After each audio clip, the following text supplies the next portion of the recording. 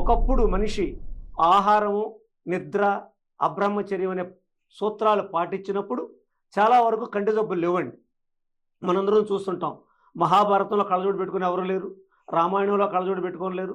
రాను రాను రాను కొంతకాలం వచ్చినప్పుడు కొంతకాలానికి మనిషి విరుద్ధమైన ఆహారం తీసుకోవడం వలన, విరుద్ధమైన అలవాట్ల వల్ల ఎక్సెస్ లైఫ్ 8 గంటలు మినిమం పడుకోవట్లేదు ఈ రోజున యువత కానీ పెద్దవారు కానీ. దీనివల్ల కానీ అధికమైన వెలుతురు కాంతి చూడటం వల్ల కానీ. ఒకప్పుడు నేను స్టూడెంట్గా ఉన్నప్పుడు సోడియం ల్యాంప్స్ ఉండేవండి. అప్పుడు ఎక్కువ మంది కళ్ళజోడు అవసరం లేదండి. తర్వాత ట్యూబ్ లైట్స్ వచ్చినాయండి. ఇప్పుడు డిజిటల్ ల్యాంప్స్ వచ్చేసినాయండి. టీవీలు కూడా ప్లాస్మా టీవీలు, డిజిటల్ టీవీలు, ఎల్సీడీలు, ఎల్ఈడీలు వచ్చినాయండి.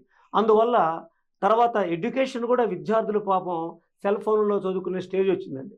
ట్యాబ్స్ కాకుండా, ల్యాప్టాప్స్లో కాకుండా హోంవర్క్లు కూడా స్కూల్లో పిల్లలకి, కాన్వెంట్లో పిల్లలకు కూడా సెల్ ఫోన్లు ఇస్తున్నారండి.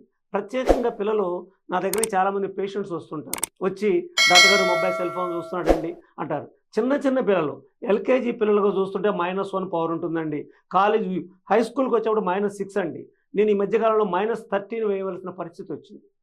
డస్ట్ పొల్యూషన్ వల్ల కానీ కన్ను చాలా అనారోగ్యానికి గురవుతుంది. అందువల్ల అందరూ ఆరోగ్యంగా ఉండాలంటే లైఫ్ స్టైల్ డిసీజెస్ అంటాం వీటిల్ని.